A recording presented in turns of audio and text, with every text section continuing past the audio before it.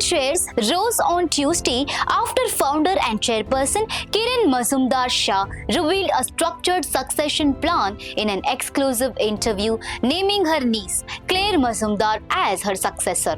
Following the announcement, Biocon shares gained up to 2.28% to 368.65 rupees on the Bombay Stock Exchange, even as broader markets remained weak.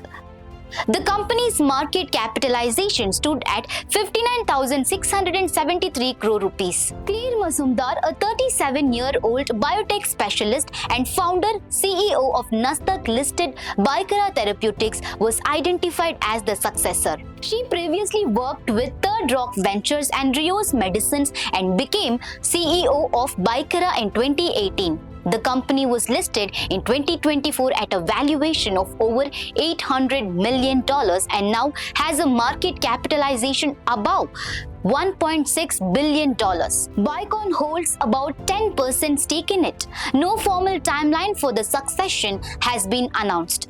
In the interview, Kiran Mazumdar Shaw said she wanted to ensure the company is placed in capable hands and that Claire has proven her ability to lead. Biocon's stock performance remains mixed.